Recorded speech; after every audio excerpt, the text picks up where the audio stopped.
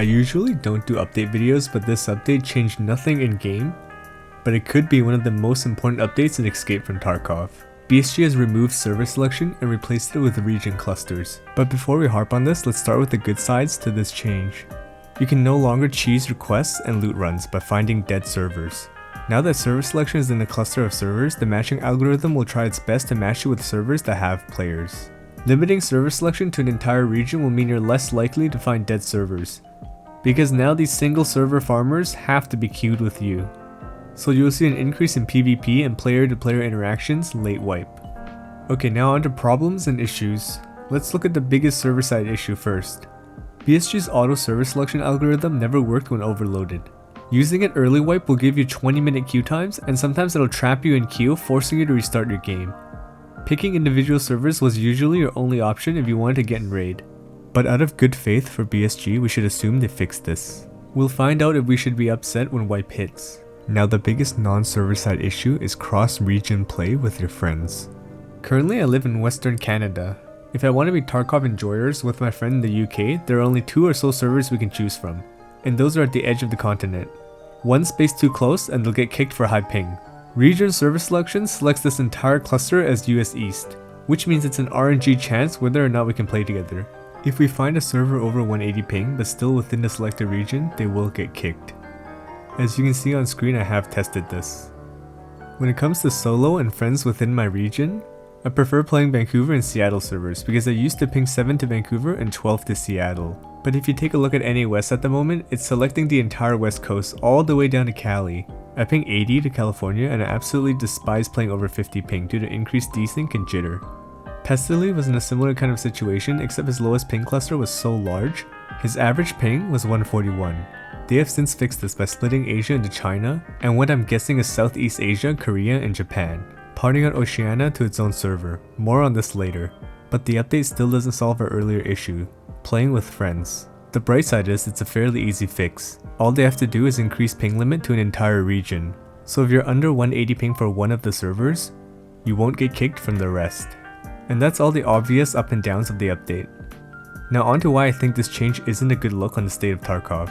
The rest of this video is going to be my personal hot take. If you don't like hot takes, then I suggest you watch some of my more uplifting videos. Cards in the top right corner.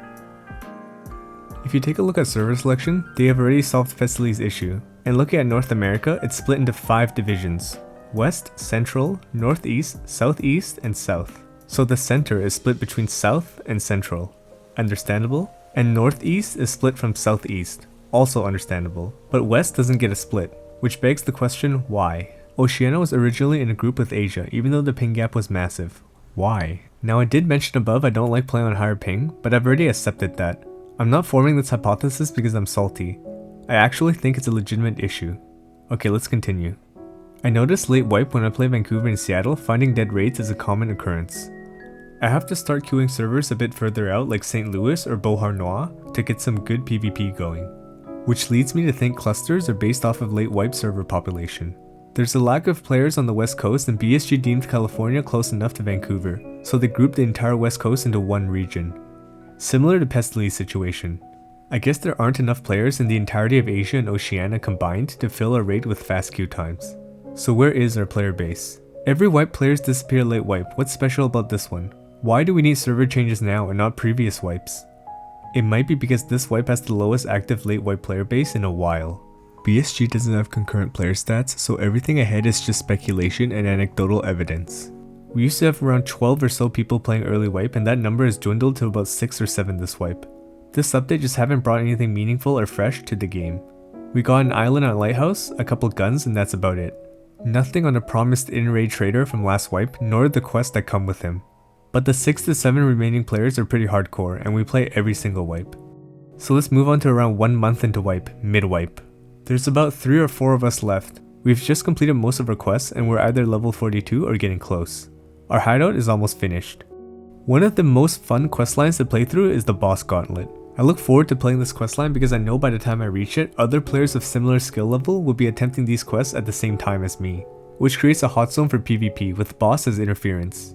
If anyone has played any late wipe event with all bosses on reserve or all bosses on customs, just imagine that, but it's early game and every piece of gear counts. However, this wipe BSG has knocked boss spawn rates down to non-existent levels. This spreads players around and makes it harder to find fun, high skill and high risk interactions. Dorms, K-Station, Sawmill, Mid-Mall, without bosses or something to fight for, they're all empty chasms. This creates stale raids where players are spread thin, looting crates and stashes because that's all there is left to do on the map. Now imagine that, but for hundreds and hundreds of raids. Now moving on to mid and almost late wipe. There's only 2 of us left. Our hideout is finished, we're past level 42, we play to grind 51 endurance and 51 strength. It's time to chill and enjoy the game. But at this point, if bosses even existed, fighting over them is no longer considered high risk. It's time to raise our chips and increase risk by moving on to an endgame map. The map is beautifully designed, has the best performance in terms of FPS, has a perfect layout for close range and mid-range fights, and contains the sweatiest, most skilled players in the player base, labs. But it's a complete wasteland. Loot has been nerfed to the ground, so most people trying to gain rubles don't exist. People like us who like the layout and want the PvP, well, without the previous group populating the server, we don't exist either. We just can't play labs, not because the people don't want to populate the server, but because the people can't populate the server when Therapist only gives you 1 keycard every 2 to 3 hours and you need her at level 4. So without loot, and without players, what's there left to do on labs? Loot crates and loot PCs, I guess. But no worries, if we want player-to-player interaction, we can just move on to hot zones and other maps, right? Wrong. BSG has balanced hot zones, using the term balance here very loosely. And now they're devoid of loot. They have shifted the average loot value to lootable stashes and crates. So imagine an interchange that has 3 million rubles on map. Previous wipes it'll be 2.5 mil inside the mall and 500k in stashes. But this wipe it's more like 2 mil in stashes and 1 mil in the mall. Now not having loot isn't an issue. We're at the point where rubles are a secondary thought. But this shift in loot again creates a chasm that is devoid of players. Hot Zone used to herd players to the center of the map regardless of their levels. Timmies have to fight tooth and nail for loot along with the chads. Stash runs and crate runs still existed back then, but it wasn't the safe space it is now where it's giving way too much value. To get gains, you have to go through a bloodbath. But now with most of the loot spread around a much larger area, you can just loot up and get out without encountering a single PMC. These loot changes have made Tarkov an item pickup simulator without player-to-player interaction. So now late wipe, it's just me left. And even I'm playing some DMZ instead of Tarkov at the moment. I used to have a group of 3 to 4 that'll play all the way until the end of wipe. We used to do things like bring GPUs into raid and drop them on the counter of Techlight to bait Timmies.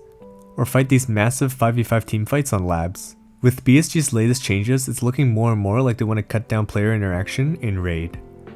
PvP interaction, whether it's a fight or you're trying to befriend them, is the whole reason anyone plays this game.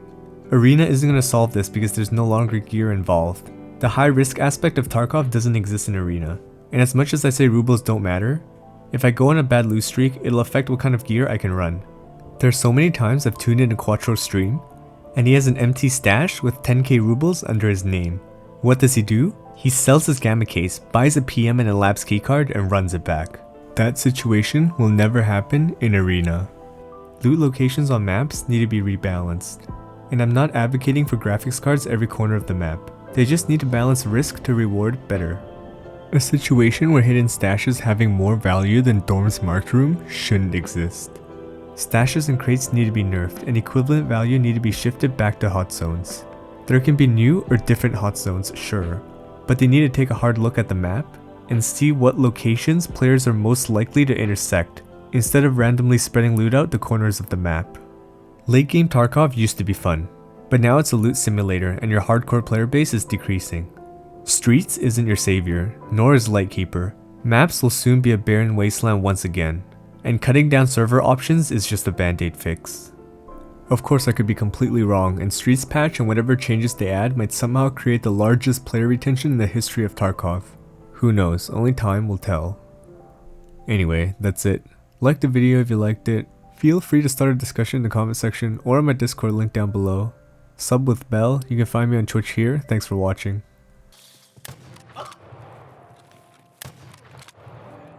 Oh, I forgot to mention. Every clip you saw after about 4 minutes was late wipe gameplay previous patches. The game has never been as dead as it is now.